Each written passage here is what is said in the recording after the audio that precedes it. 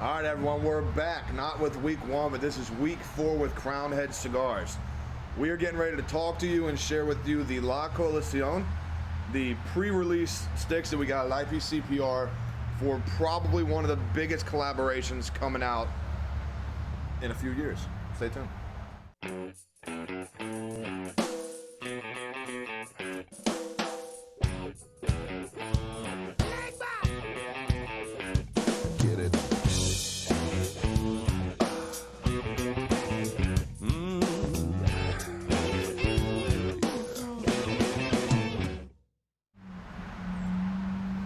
How's it going, everybody? Welcome back to Santino's Sunday Cigar Review. We are back with Crowned Head Cigars. It was only a matter of time before we did this. I think everybody knew we were going to come back. There's just been so much that's happened in 2019 from Crowned Heads since the last time we did the first 3 episodes with them. So we are at episode 4 with Crowned Heads. Mark is joining me this week. Hello. Say hello. He shaved his face, so I promise you he is not 12.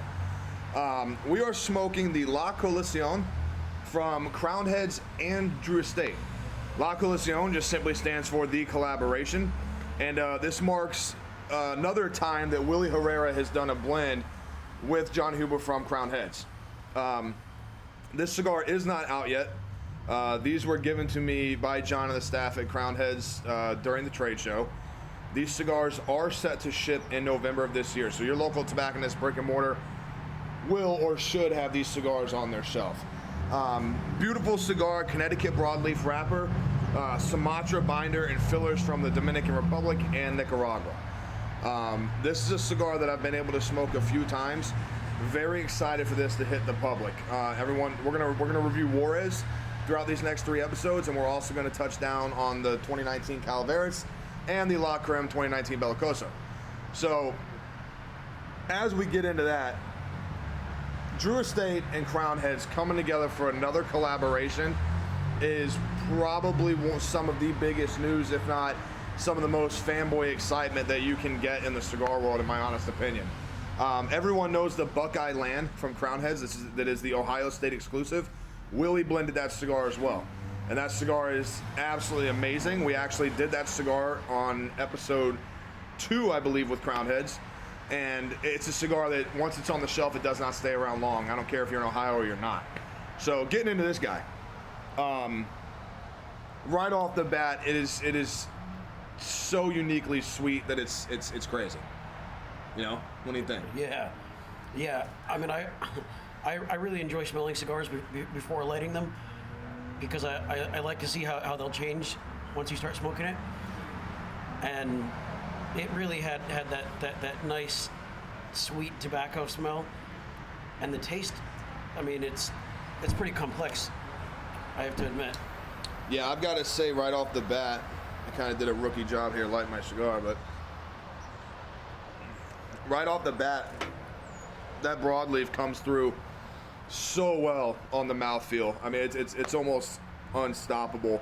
Kind of has a port wine sweetness to it, if you can think of that characteristic. Absolutely amazing off the bat. You're getting a little bit of, there's some spice in there, but there's also this sugared caramel kind of thing that's bouncing around. Just kind of words I'm trying to find, like, to lay up these reference points to kind of pinpoint exactly what I'm tasting in the cigar. The burn's amazing, awesome smoke coming off of it, and it produces an awesome amount of smoke in your mouth. It does really well. Is there anything so far, like, you know, we're just letting them, I'm sorry, I'm really excited about being back with Crowned Heads. I'm not going to apologize for that. But the cigar is so well put together. And it's sometimes it's really hard to tell that immediately with a cigar, but just cutting it, the cap came off easily. The draw, perfect.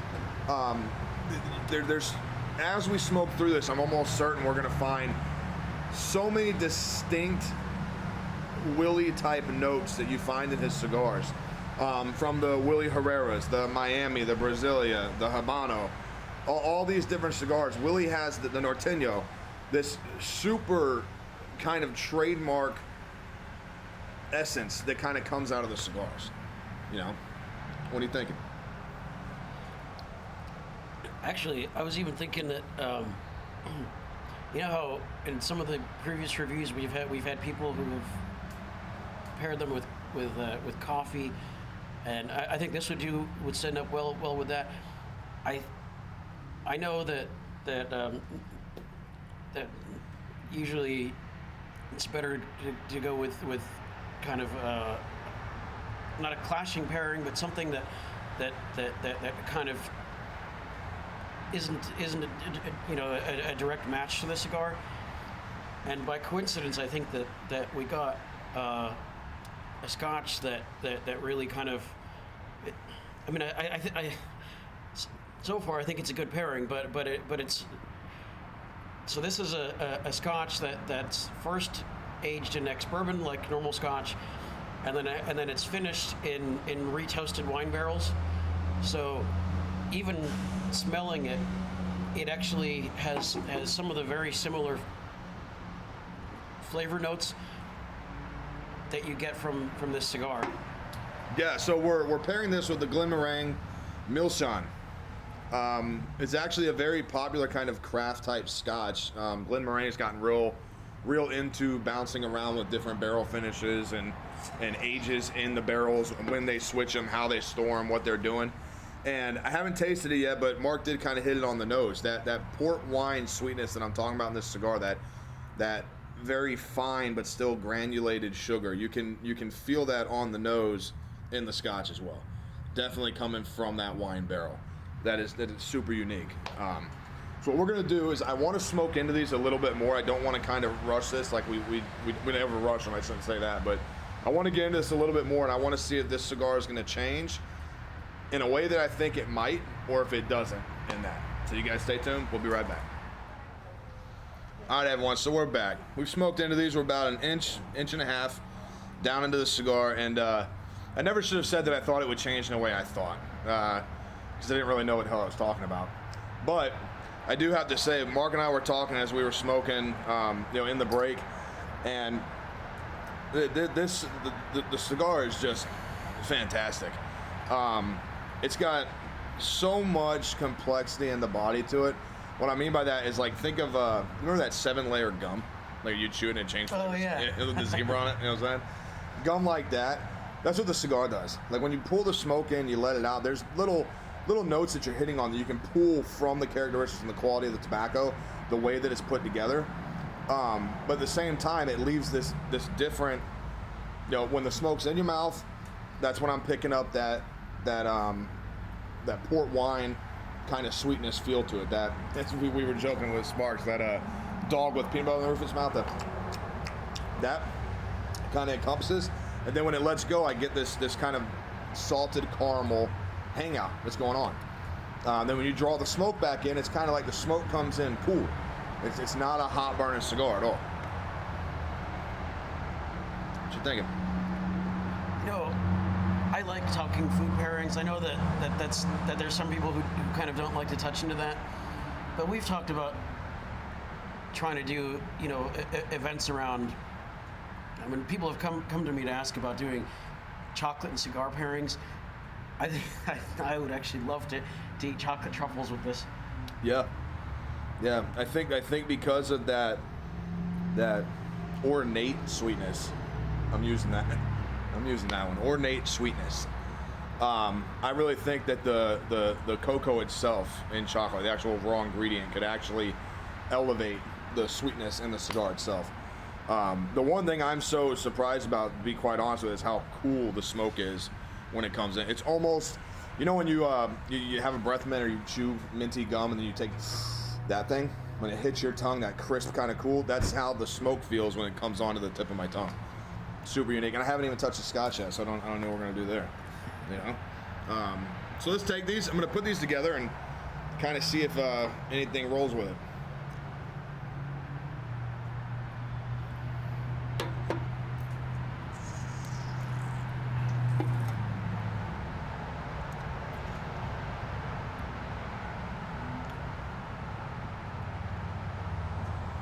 All right. What do you think? So, this is a case where having them together, I think that this Scotch overpowers the cigar initially, but I think as the finish from the Scotch fades, I like it a bit more. That's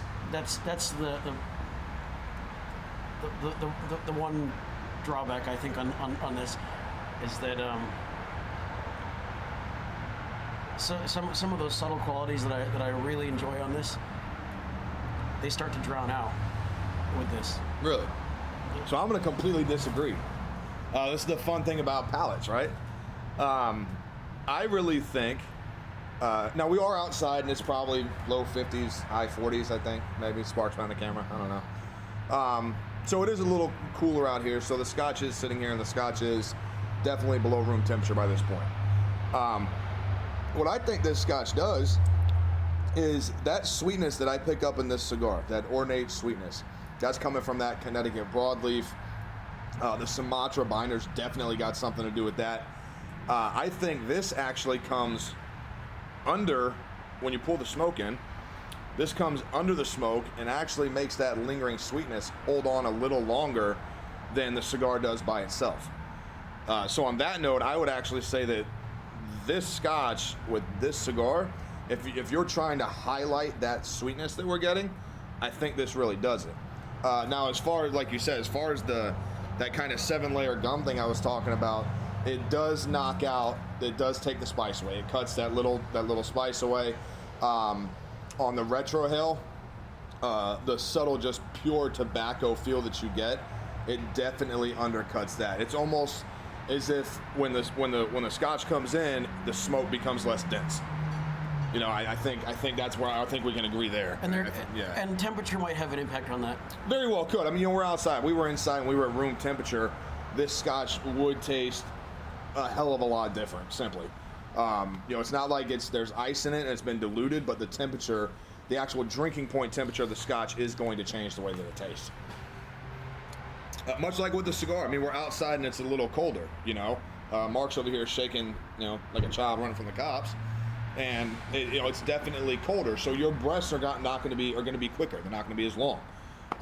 Your lips, the actual skin temperature, the external temperature of your body, that's all going to change with the cigar.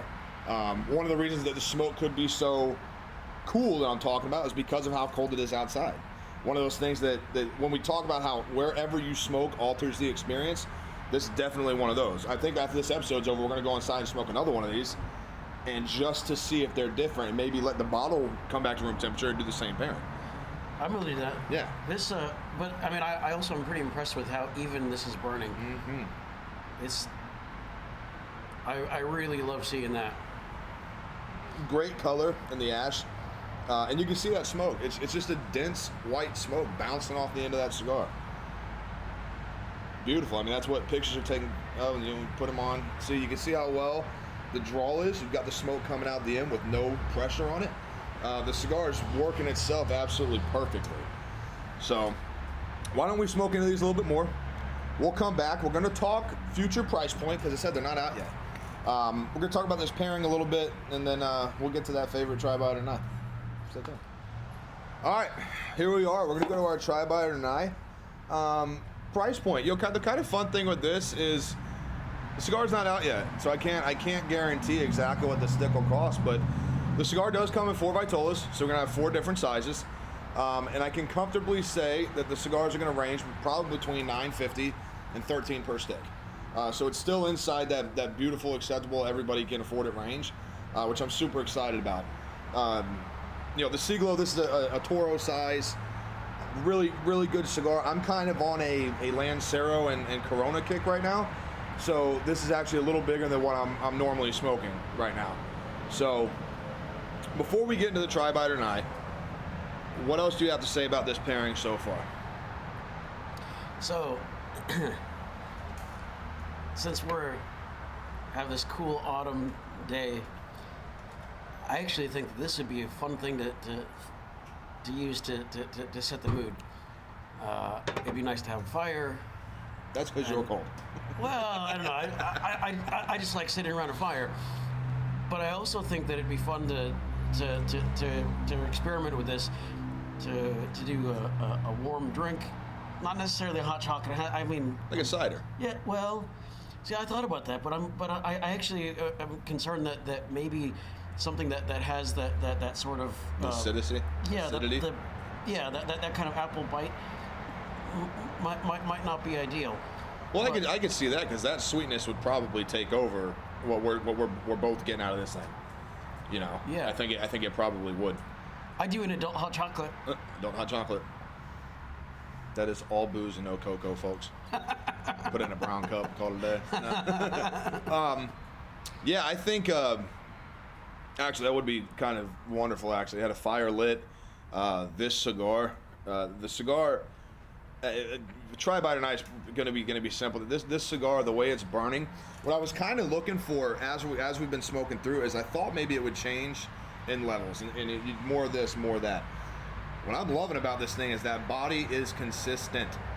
I'm getting a lot of the same tastes and the feels and those certain characteristics I'm picking up. They're not going anywhere.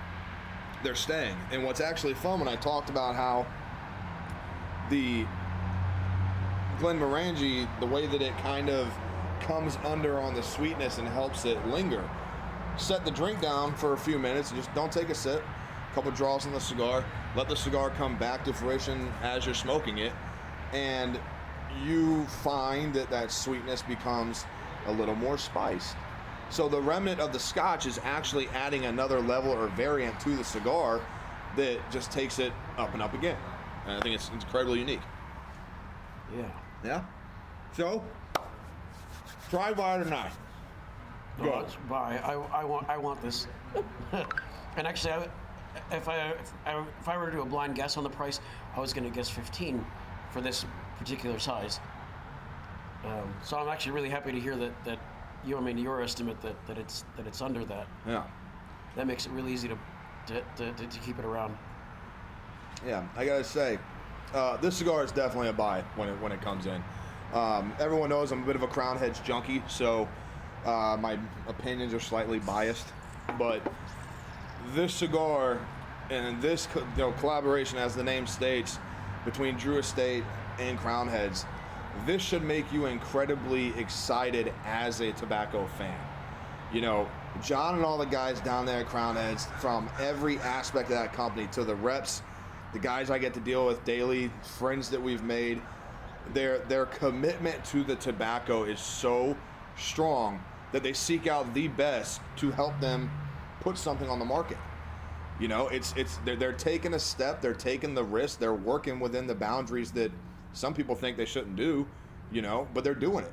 And it shows in the quality of the cigar. There is no fail in this cigar. It's a try all the way. The Glenmorangie, $18 a pour, ounce and a half. Really not bad. Glenmorangie is kind of a weird Scotch to me. There's some that I enjoy. This one I do enjoy. And there's some that I just think they should put down the sink and get rid of it, honestly. I think this pairing together actually worked really well outside. Curious to find out what happens at room temperature, and sitting inside, take the jacket off, you're warm, 72 degrees. Your lips aren't cold, hands aren't shaking, not turning blue.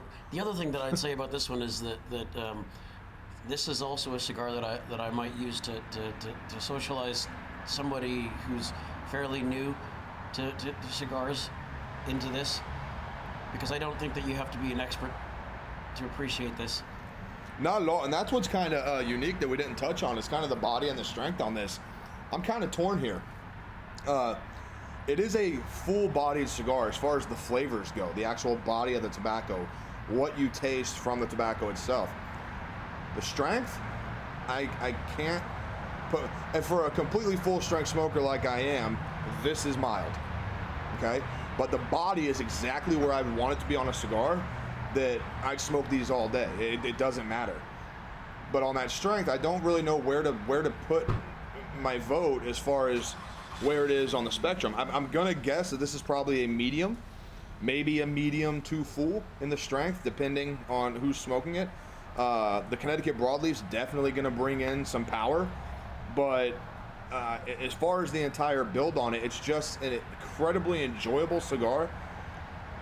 the burn is amazing, the amount of smoke is amazing, and those tastes that you get in this thing, pairing or not, it's just an enjoyable all around solid smoke.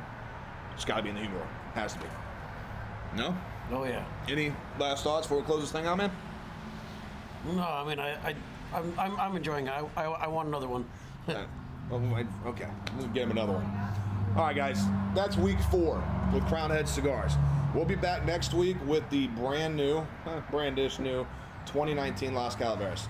Can't wait to talk about that cigar, guys. Probably my favorite since the original 14. The 17 still in there as a favorite too. You've seen tattoos on my arms, you know. But we're super excited to be back with Crowned Heads for these next 3 weeks. You guys know how this works. Go down there, like, comment, subscribe to the show. Had a conversation with a couple of our viewers just a little earlier. Leave the comment. If your comment gets the most likes and you're 18 years or older and located in the state of Missouri, if your comment gets the most likes, you come here, I'm going to hand you this cigar right here. And it's not available yet, but I'm going to give it to you because I want you to sit down with me and I want you to enjoy it so you can tell all your friends about this cigar when it gets out. All right? Mark, thanks for being on the show with me, man. Thanks Good. This right. is Fun, special awesome. All right, we'll see you next week. We'll be back with Crowned Heads. Remember, we drink, we smoke, and we know things. Cheers.